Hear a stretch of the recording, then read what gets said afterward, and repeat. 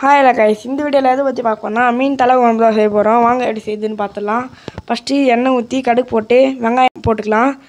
அது நல்லா வதக்கி வந்த பிறகு உப்பு கொஞ்சம் போட்டு கருவேப்பிலை போட்டுக்கலாம்.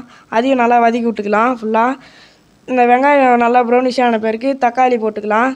தக்காளி நல்லா வதக்கி எடுத்துக்கணும், ஏன்னா பச்சை வாசனை போகணும். அதுக்காக தான் நீங்கள் எவ்வளோக்கு வதக்குறீங்களோ அந்தளவுக்கு டேஸ்ட்டு சூப்பராக இருக்கும். அதனால் நல்லா வதக்கிங்க. அப்புறமா கொத்தமல்லி கொஞ்சோண்டு போட்டுக்கலாம், ஒரு 2 இனுக்கு போட்டுக்கலாம். போட்டு அப்படியே விட்டுருங்க, வதக்காதீங்க. தட்டு போட்டு மூடிடலாம். சும்மா லைட்டாக வதக்கி விட்டால் போதும். நாங்கள் வதக்கலை.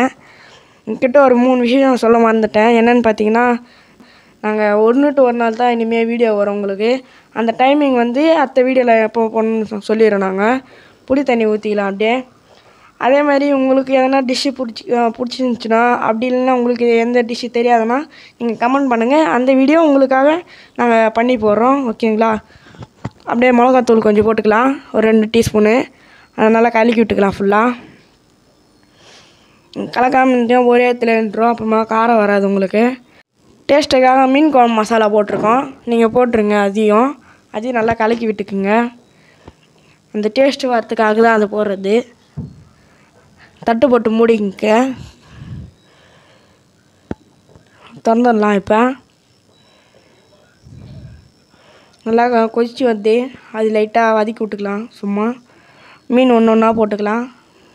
நீங்கள் அப்படியே ஃபுல்லாக எடுத்து கொட்டுறாதீங்க, ஒன்று ஒன்றா போட்டால் தான் கரெக்டாக நிற்கும். அதேமாரி மீன் போட்டு நல்லா ஃபுல்லாக வதக்கி விட்றாதீங்க, ஏன்னா மீன் இழஞ்சி போயிடும் அப்புறம் உங்களுக்கு. அதனால் லைட்டாக வதக்கி விடுங்க. தட்டு போட்டு மூடிடலாம். இப்போது நல்லா மீன் வேகட்டும்.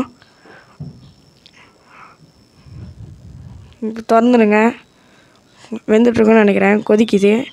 சும்மா லைட்டாக பண்ணிவிட்டு திருப்பி மூடி விட்டுடலாம், ஏன்னா அப்படியே இருந்துட்டாலும் வதங்காதில்ல. அதனால தான் திருப்பி லைட்டாக பண்ணி விட்டுக்கலாம். கலக்கி விட்டு திருப்பி மூடி விட்டுடலாம். அப்பப்போ பண்ணால் தான் கரெக்டாக இருக்கும். பாருங்கள், உங்களுக்கு ரெடி ஆகிடுச்சு பாருங்கள். சூப்பரான எதுக்கு நம்ம தட்டு அடிக்கடிக்கு போடுறோன்னா, மீன் அப்போ தான் அந்த மசாலாலாம் உள்ளே இறங்கும். சூப்பராக ரெடி ஆச்சு. நீங்களும் ட்ரை பண்ணி பாருங்கள்.